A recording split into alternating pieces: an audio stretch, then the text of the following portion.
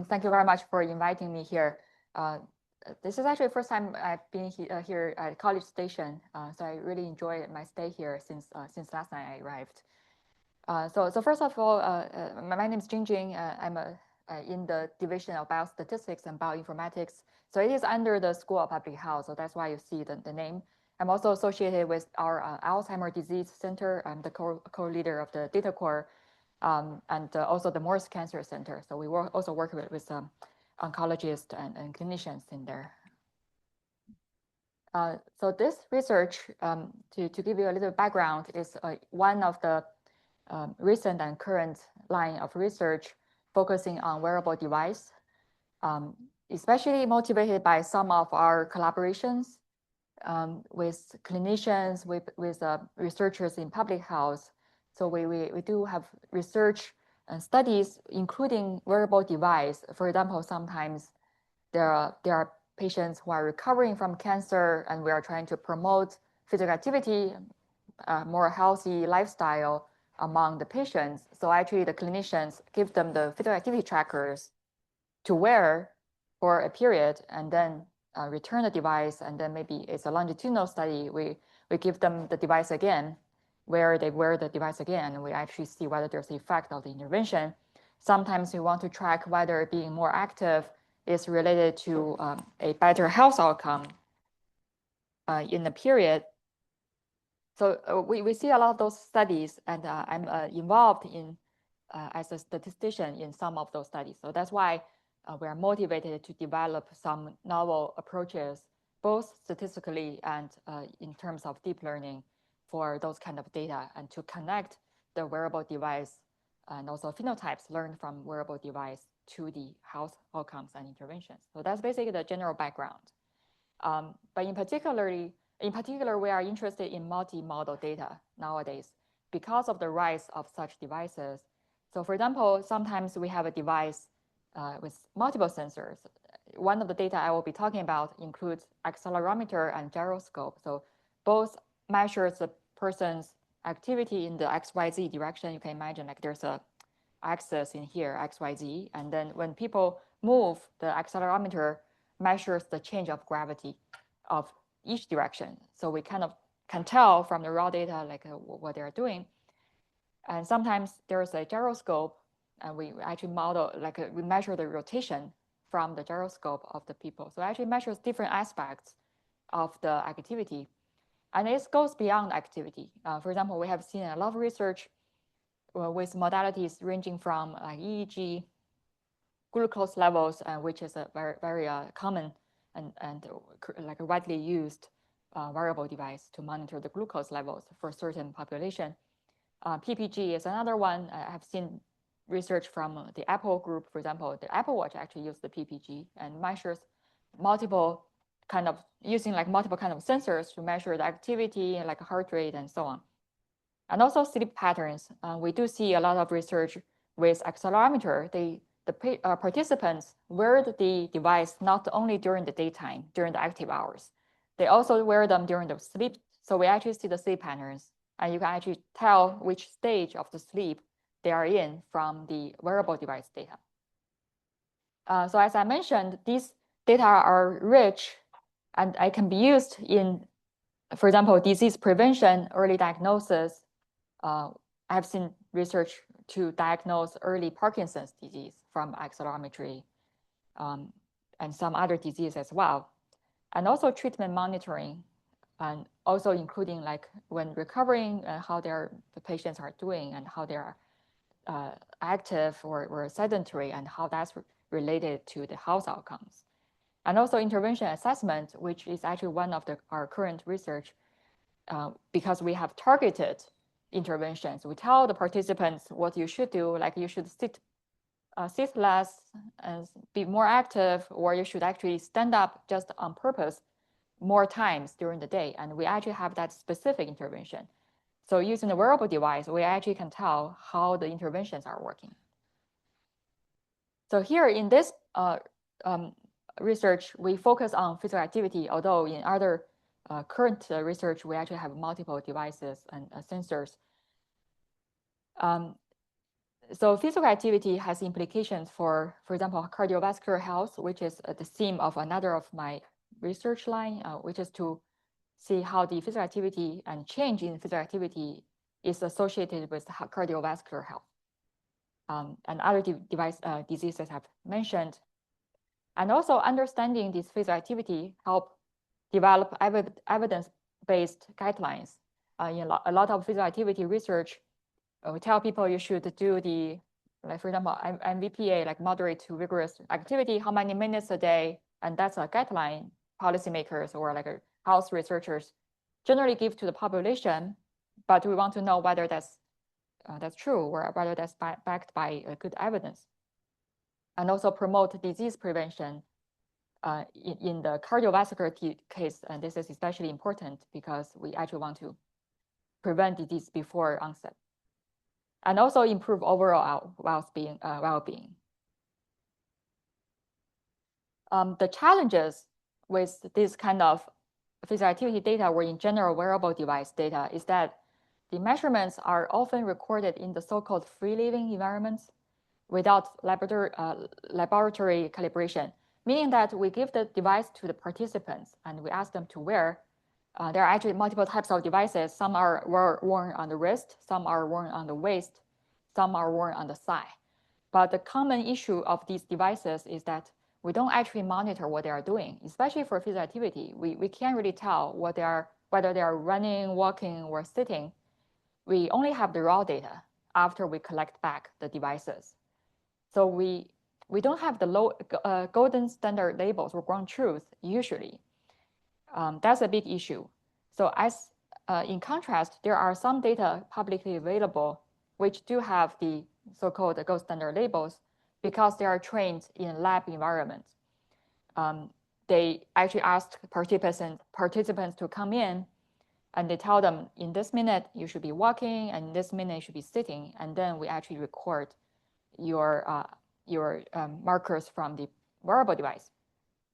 So that's another situation. But most common, especially in clinical studies, we don't have such lab calibrated data. We only have the free living data. So usually there's a lack of gold standard issues. And sometimes we do have two devices. For example, in a lot of research I have been involved with, we do give the participants two types of devices.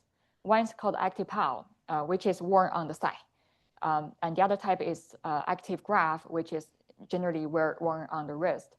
So in that case, sometimes we do use one device and their algorithm from the company who developed such devices to predict the activity and use that as the label for prediction text or for training the model. But that also has some drawbacks because, as you can imagine, because the labels are derived also from raw data and from the device company's algorithm, it also can have accuracy issues. So ultimately, we actually want methods or algorithms actually can adapt to the fact that we a lot of times, don't have the gold standard labels. And besides that, we also have some other issues. For example, the missing data is very common in wearable device due to, for example, sensor glitches, battery depletion, and participant non-compliance. Sometimes we see missing data from one modality while the other modality is still working. That's also happening. And sometimes we see they seem to take out the device, or it's hard to tell whether they have taken out the device or if they are just non-active or sleeping. So those kind of like complex missing data does exist in this kind of problems. And also the small sample size is another issue because generally we give about hundreds of participants the wearable device in the clinical studies, and that's already considered to be a large sample size. Especially in training, like for example, deep learning models, as we know, we actually need a large sample size. So that could be an issue too. And also heterogeneity across devices, body sites. As I mentioned, there are different types of wearable device worn at different places on the body, and also populations. Different clinical studies typically have different patient or participant demographics. Some are purely women, some are from certain like ethnic groups and so on. So there's a heterogeneity issue also. But generally, collecting the calibrated data is difficult, so we have to deal with the free living environment situation. So that's what motivated us to use the so-called self-supervised learning approaches instead of the supervised learning approach. The self-supervised learning pre-trains, there's a pre-train step, which only involves the unlabeled data. So we don't need the target of the labels. For example, in this 10 seconds, this person is walking, that 10 seconds, the person is sitting. We don't need that. We actually just need the raw data for the pre-training stage of the self-supervised learning. And in particular, we have worked with a method called the masked autoencoder, which is developed in 2021 in the computer science community. So the MAE, the masked autoencoder strategy, is that you randomly mask out some portion of the input data, and then you train the model to reconstruct the masked out part just from the unmasked part. During this process, the model is basically forced to learn what is really important, either features or semantics in this process of learning from reconstructing the masked part using the unmasked part. So I find that interesting because in stats, we usually have a well-defined X and Y in prediction problems. The X is, for example, the accelerometer data, the Y is the label. But here, because we don't have the Y, so the idea of self-supervised learning is you actually reconstruct the Y, reconstruct part of the X as the Y. So you actually create a situation where you have artificial outcome that you create yourself.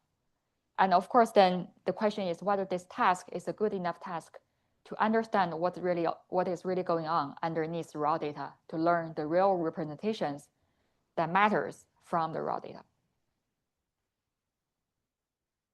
Before talking to about our method, first I want to introduce a paper by another group in Oxford. This was published back in 2024. So it is also a self-supervised learning approach published on NPJ Digital Medicine.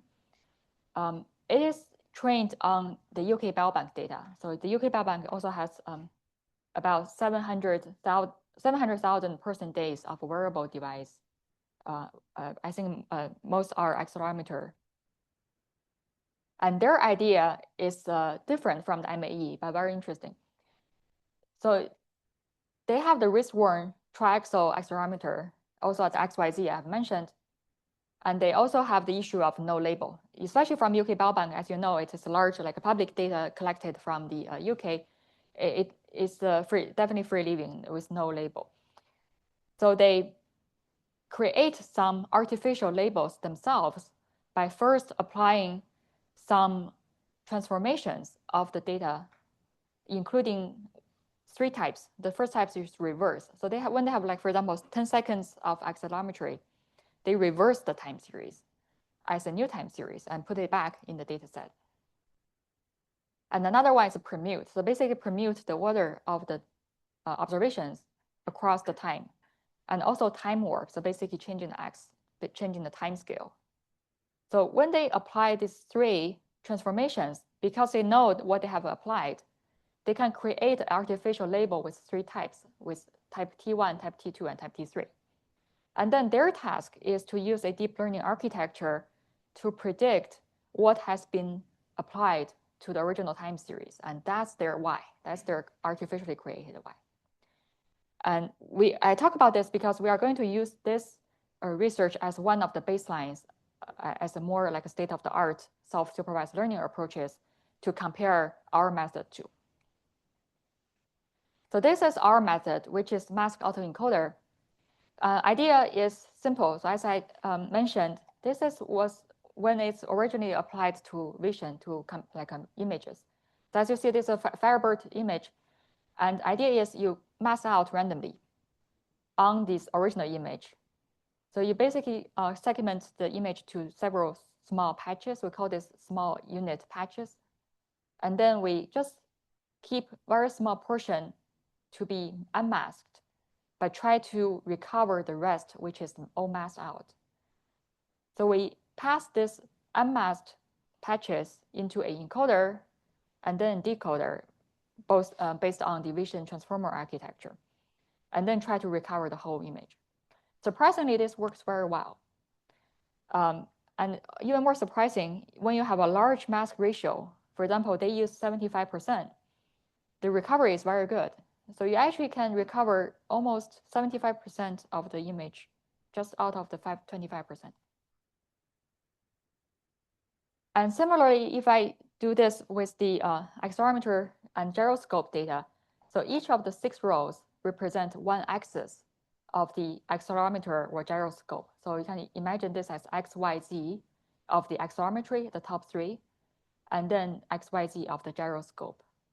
So these are what we typically observe as the raw data from the activity tracker. And also you can imagine this is like a 4 second. That's the unit we used. So in this 4 seconds, the data is, because it's high frequency data, so it looks like this. And then we can do the same. We create patches out of this 4 seconds. So basically we further cut down the 4 second time series window into small patches. For example, if it's 10 patches, then it's 0.4 second as in each patch. The question is, how do you randomly mask? There are different methods. You can mask out all the axes along the same time. And that's actually a default method a lot of the other researchers used. Or you can randomly mask out different axes or different modalities. The question is, what masking scheme is better and why it is better? So that's actually the main question we are trying to figure out here. And to think about the question, I think the core idea is that this is essentially the question of how to model the correlation structures. So in the multimodal health data measured by the wearable device, we face complex correlation structures, including the intermodality correlations. For example, between different axes or between different sensors, when we look at different patches, there is a correlation structure. And also intramodality correlations within the same axis.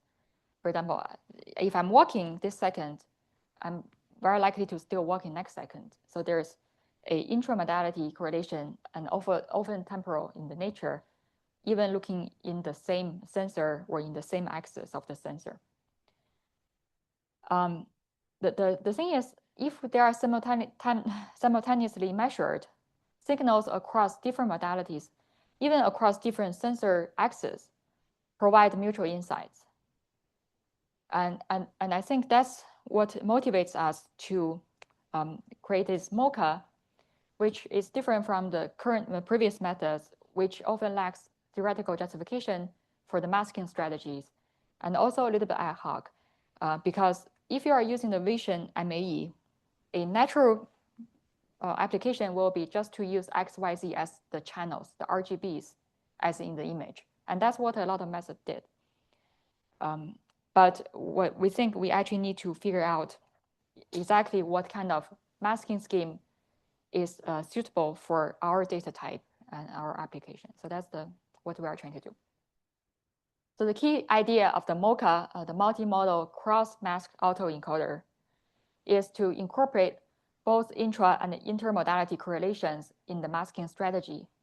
But more importantly, we want to understand why our proposed masking strategy works better, because this is what we observed from different applications and different data sets.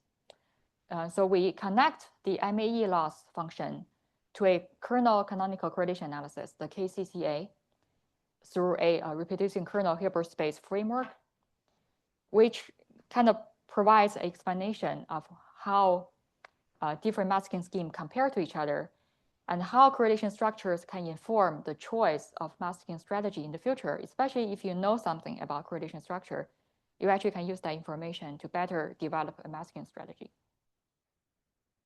So our proposal is we mask patches independently across modalities instead of masking the same time patches, all axes and all modalities at the same time.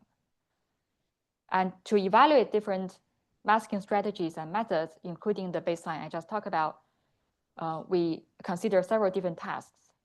For example, in the classification task of activity, so if we want to figure out in the 4 seconds what people are doing, And we use the UCI dataset, which includes 7 activity types.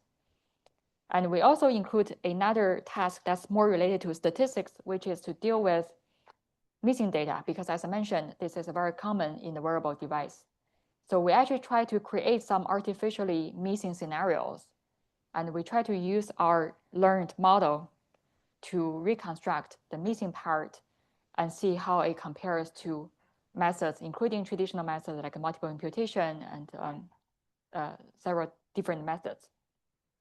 And also, we try to see how the proposed method generalize. So we compare the different methods in transfer learning, where we apply the trained models into 6 additional data sets that the model is not trained on.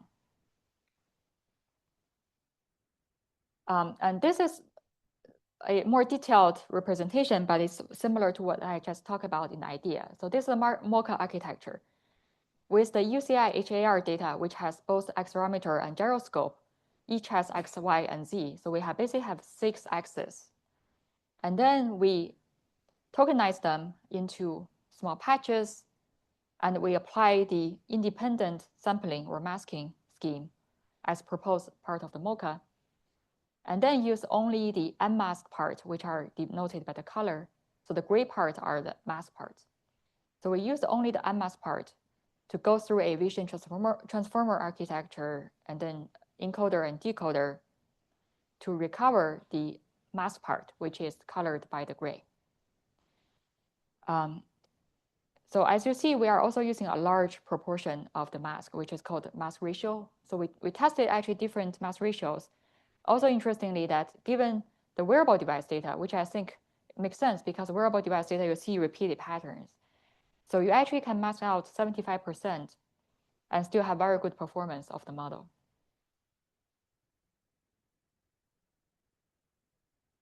And these are some just math notation, the details of the tokenization and embedding process, which is the steps to prepare before the model training.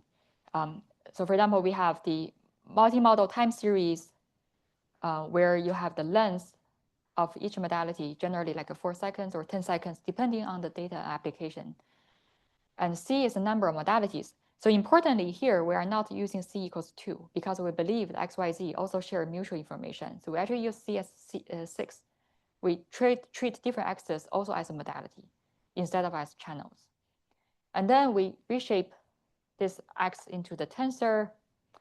So basically, the different sensor axes sits along the height dimension of the image. I learned that the image shape or the token or the tensor shape actually matters a lot in the training the deep learning models.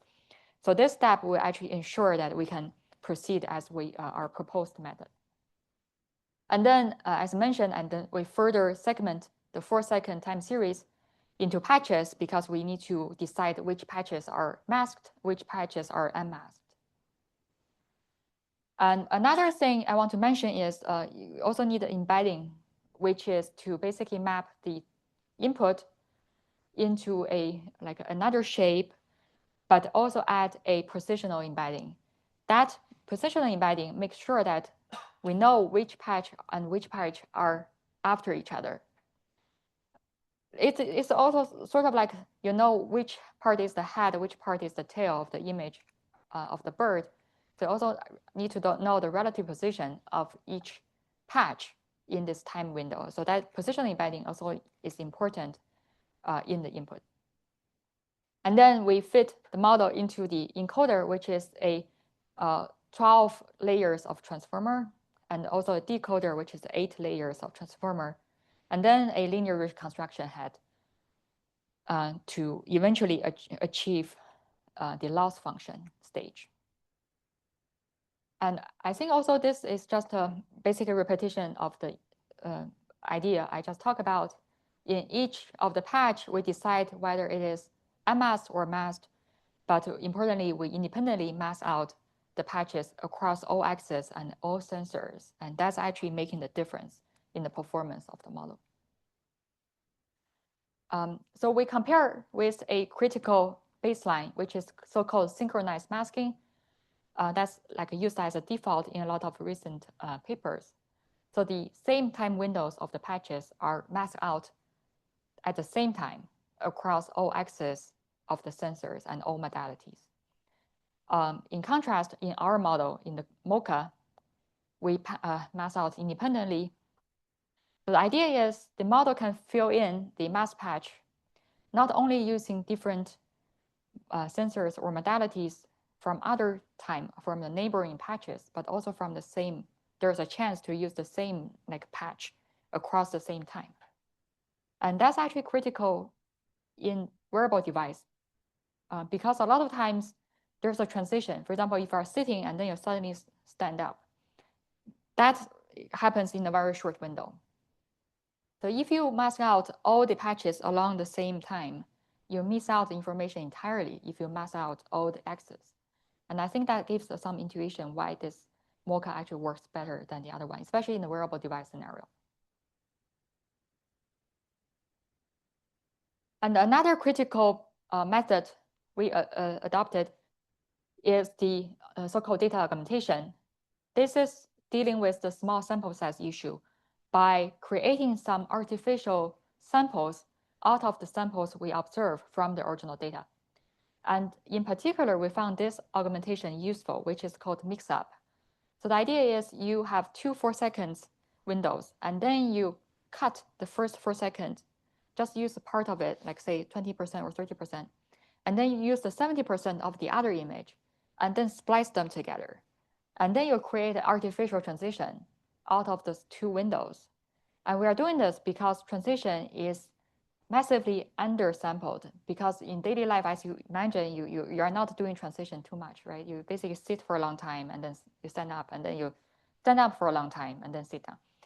So this kind of transition is, by using this method, we actually create an oversampling of transition. And we also create more sample, which is called augmentation of the data. And also, as I said, this transition is a discontinuity that actually benefits from the independent masking scheme, because you can then learn from for example, from the y-axis that x-axis may also have a transition. But if you mask all of them out, then you don't have the chance to observe them. And then this is the loss function of the MAE. It's quite simple. It's just the L2 norm of the difference between the reconstructed time series and the original time series. The reconstruction is based on a so-called the encoder F, so of the MS part, XU is the MS part. And then we get a latent feature ZU. Supposedly ZU is able to capture the semantic, the feature that really matters in the raw data. So it's sort of like a lower dimensional representation. And then we use the decoder G to mask the ZU back into the mask view prediction, and then we compare the estimation of the XM to the original and using the L2 norm. And basically that's the loss function of MAE. So there's some theory developed in previous work that there's some inequalities or the lower bound that bounding the MAE. So we connect this loss function using the reproducing kernel Hilbert space representation to a KCCA objective. So eventually, if you consider 2 reproducing kernel Hilbert spaces of the MS view, by MS view, I mean the group of the MS patches of the same image. And then because you have many different images, so there's basically like a large group of MS views. So in this MS view, you can basically construct a RKHS, and the same for the mask view.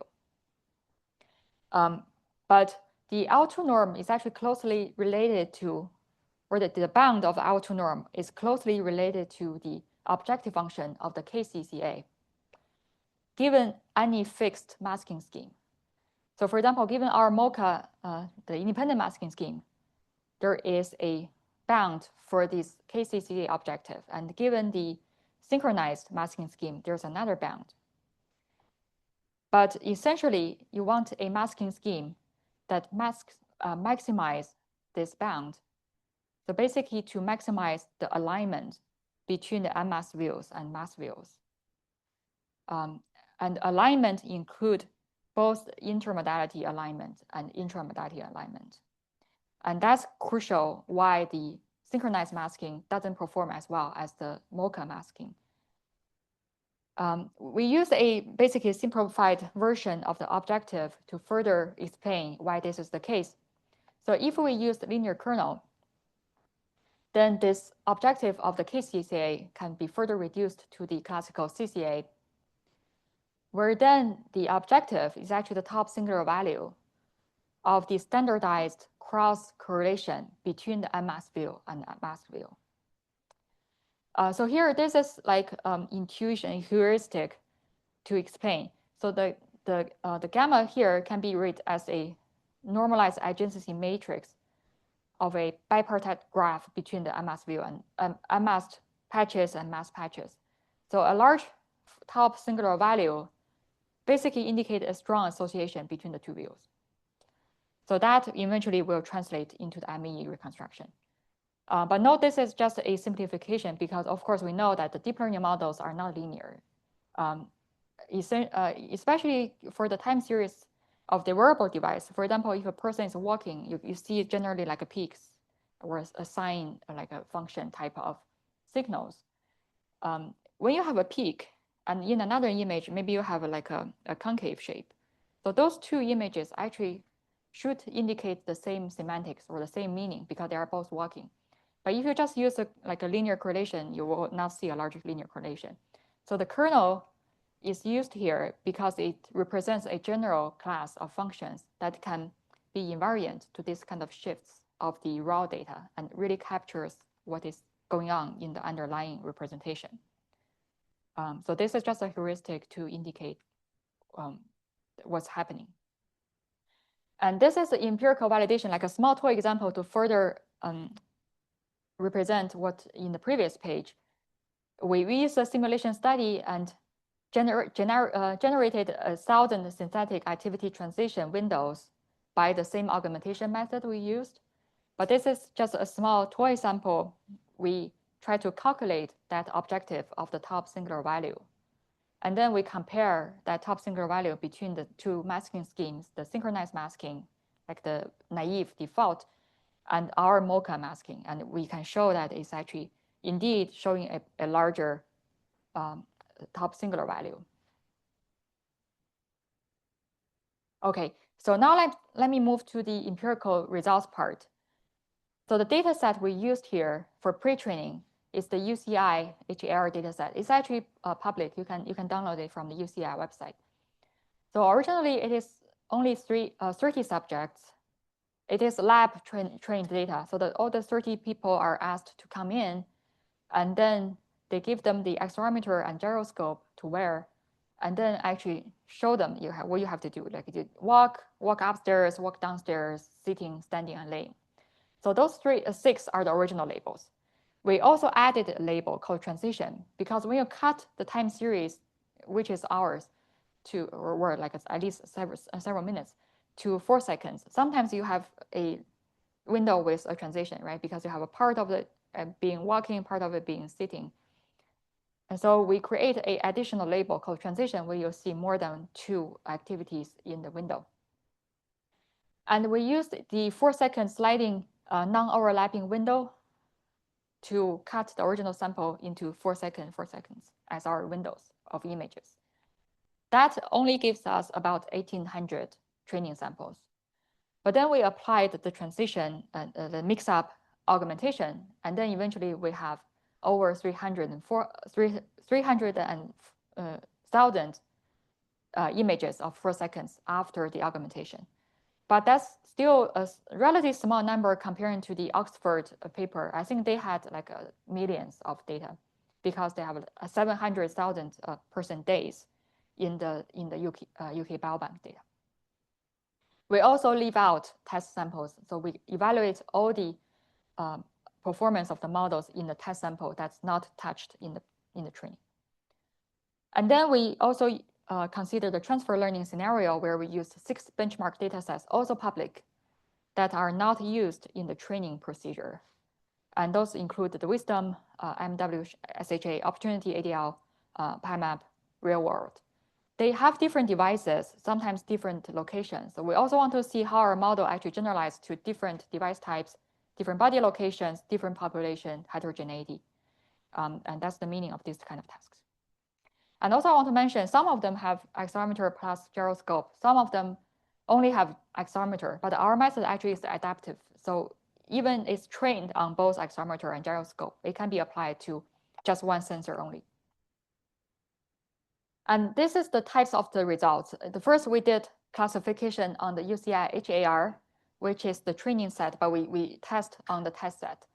And there are two types of tasks. One is the linear probe, which means that we freeze the pre-trained encoder. So all the weights or the parameters in the pre-trained encoder is fixed, not touched. And then we train only the classification parameters. And basically, this tests how the representation learned from the training set generalized to the test set.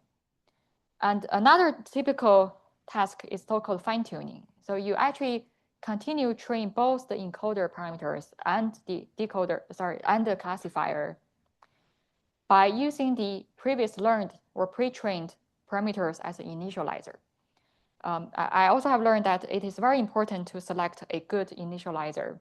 So that's why the fine-tune usually performs better, because it further improves the model by starting from the frozen parameters, but then you further improve it. And we also evaluate using two protocols. One is the sample-wise split. So images are split regardless of the subject ID, which is a typical in computer science. But in the wearable device and in-house, we know we actually also want to set apart some people and make sure there's no data leaking between the training and test. So we also did the 5-fold cross-validation based on subject ID. So the IDs of the subjects are not overlapping in this scenario. And then in the transfer learning, we apply the model pre-trained on UCI data to the other data sets in both the linear probing and fine-tune. And also, as I said, we also reconstruct some artificially masked data in another task to check out how this model can be applied to missing data scenarios. And these are the methods we compare as the baselines.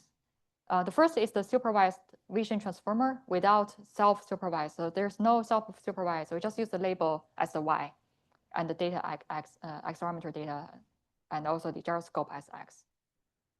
And then the MAE synchronized masking, as I explained, as the vanilla or the default method. And also the Oxford people's self-supervised learning using another model architecture. They used the 1D, essentially like a CNN ResNet backbone, and then using their own defined labels, as I mentioned, like the 3 transformations in their pre-training. And they also trained the model on the UK Biobank. But to ensure a fair comparison, we retrained the model using the same pre-training data so that we are on the same page to compare. And for the missing data reconstruction, we compare with baselines including linear interpolation, k-nearest neighbor imputation, and multiple imputation. We also compare methods including the augmentation of the mix-up and without augmentation to examine how augmentation actually helps with the model. For the reconstruction, we also try to be creative and also realistic to create scenarios where we usually see the missing scenarios, like random imputation, where you see random patches or random windows missed from the data. Temporal imputation, like all sensor data over a consecutive time. So you miss like a certain time, maybe the people took it out. So that's what we are trying to simulate here. Sensor imputation, one sensor doesn't work, but the other sensors still work. So we try to see whether we can recover the missing sensor. And temporal extrapolation, this is like a forecast. So you just miss the last part of the window, and you try to predict what is going to happen in the next like time. And in all of the scenarios, we actually use a 70% missing ratio. So it's quite a lot of missing. And this is also evaluated on the test set. So first, let me show the reconstruction result. We compare both the mean absolute error and mean squared error with the method like linear interpolation and nearest neighbor. So as you can see, the method, especially the MoCA with augmentation, outperforms the other methods. It's marked by the gray and also the bold. I want to show the graph. I think probably hope it's large enough. So this is the visualization of the time series, and the gray part shows what we are masking out to create the missing scenario.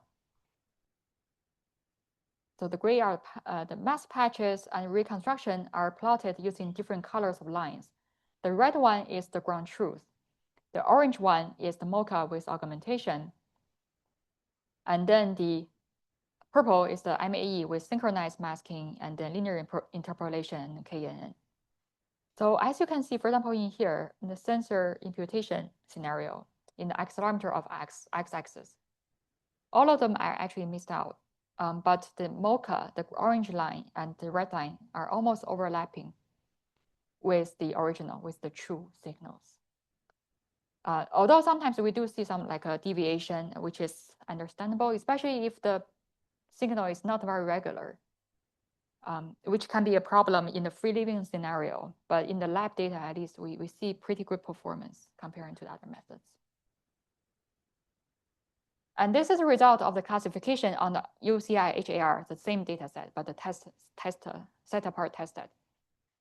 And also MoCA with augmentation performs the best. So here we can see like comparing to synchronized masking, there's a substantial increase in the accuracy. But also comparing to without augmentation, we also see improvement. So definitely the augmentation, especially the type we used, helped with the model performance. Same story with the subject-wise bifold cross-validation. And for transfer learning, which is very interesting because, as I said, there's heterogeneity issue, different location, like body location shift issues. So we really want to see what happens with the different data sets when we apply the models to like outside data sets. So in general, we still see the highest average accuracy across the 6 data sets under both the linear probing and fine-tuning. Especially for linear probing, our performance increase is actually substantial. For fine-tuning, it is like a 50-50 comparing the Oxford group people. But I think this is more intuitive. So this shows the transfer learning performance across the 6 data sets. The first one is the supervised VIT, which doesn't perform very well. The second one is the synchronized masking without augmentation. And 4 is the synchronized with augmentation. So even for synchronized, augmentation definitely helps with both LP and FT. And 3 and 5 is the MoCA without augmentation. 3 and 5 is MoCA without augmentation, and this is Oxford group self-supervised learning. And the final one, the 6th, is the MoCA with augmentation, which generally shows like you can see higher in the LP and FT. And this is the attention map, which is the heat map to show in this 4-second window. For example, in the top one, this is the 4-second of the gyroscope XYZ, accelerometer XYZ. Which patch is the most important in predicting the type of activity?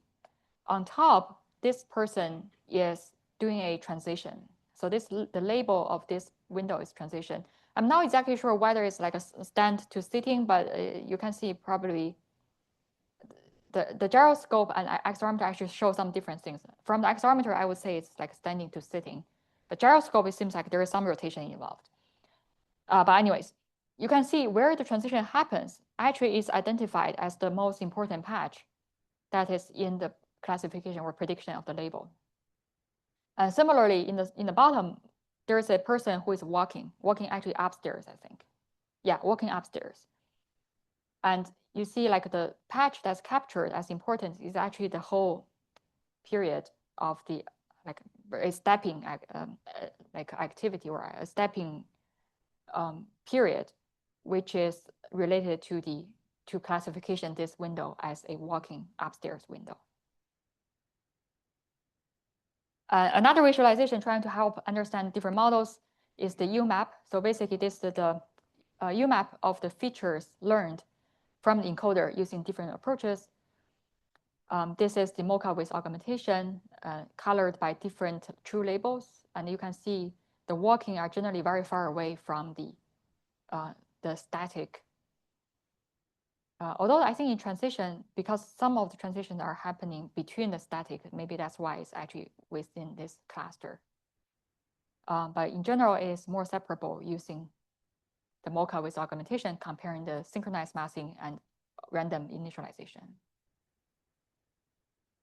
Okay, I think that's basically what I want to talk about as a conclusion. So we propose mocha, which is based on the MAE, but adaptive to the wearable device, especially multi-modal wearable device health data, to incorporate both the intra and intermodality correlations, and also with a purpose, with like a theoretical understanding of why certain masking scheme works better in this scenario.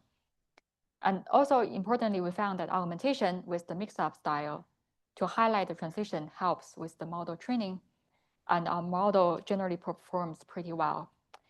So in our current research, we actually are applying the mocha model to several of the clinical study free living data, and we still see generally reliable and consistent results.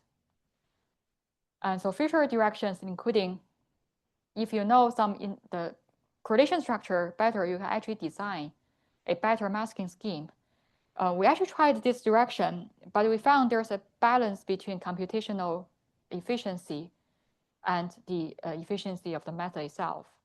So sometimes it may not be worth doing this because the randomized or independent masking is already working pretty well.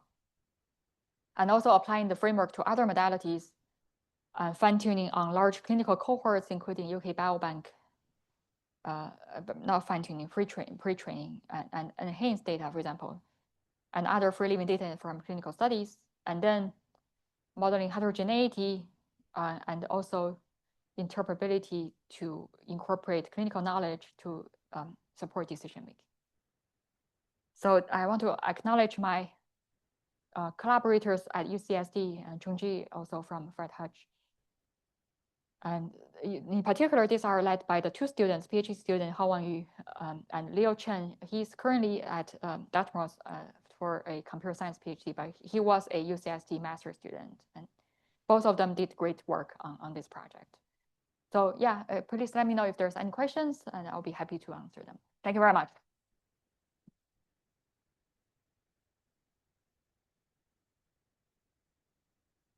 Yeah, thank you.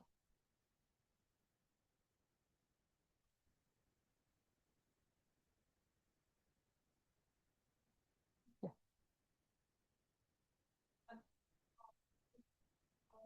You mentioned there can be different channels, like yeah.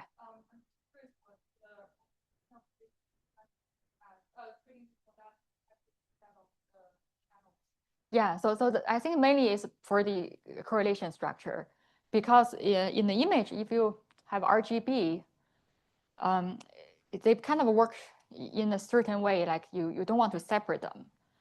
But especially in masking, I think if you mask out a certain patch and try to reconstruct another patch, the color actually kind of work together. But I think in health data, especially multimodality health data, I think that's a great question, because one motivation is if you have a heart rate measured at the same time as the physical activity, you naturally learn what the physical activity is from the heart rate change, right? And then if you mask out the patches across the same time, you don't actually see the elevation in your heart rate and also your intensity of the physical activity, because you mask them all out. You kind of want to leave some, or at least leave a chance of seeing some of the modalities or sensors or axes to learn other modalities. And that's basically the motivation here. Yeah, we actually tried a different model, not using the mask autoencoder, but with a different masking component. We also found that this method actually works better considerably comparing to the synchronized masking. Yeah, thank you. Yeah. Oh, I have a question. students also working in this direction. So we wonder if one of the mainstream approach in this setting is using the constructive learning with the vision transformer. Yeah. So I wonder, have you ever compared with the constructive learning approach instead of just using the mask autoencoder? Yeah, I'm not too sure, maybe we can talk later. So especially if you have a draft or manuscript, by constructive, what do you mean by constructive vision transform? If you have a picture, you have a video, and if you, and I see. that you had frames, yeah, and then you mask the sum, and then you I see. definitely using a Nino and a Moco with this discriminative learning approach. That's quite popular with the multimodality. Yeah. Vision Contrastive learning. Okay. Yes. Yeah, I understand. Yeah, we are in another line. Actually, we are trying to develop some contrastive learning. The way I see it is contrastive learning. Try to learn the shared variance components between different modalities, right? But they don't create this self-supervised sense. They actually try to. Dino and Moco is Moco, yeah, exactly. Self-supervised learning. Yeah. So it's a good question. It's hard to tell which one performs better because I think it depends on the scenario.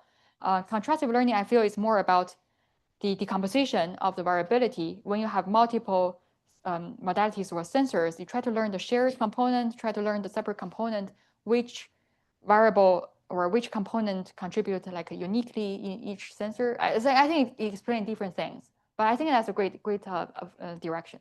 Yeah, thank you. Any other questions? Let's send the speaker again.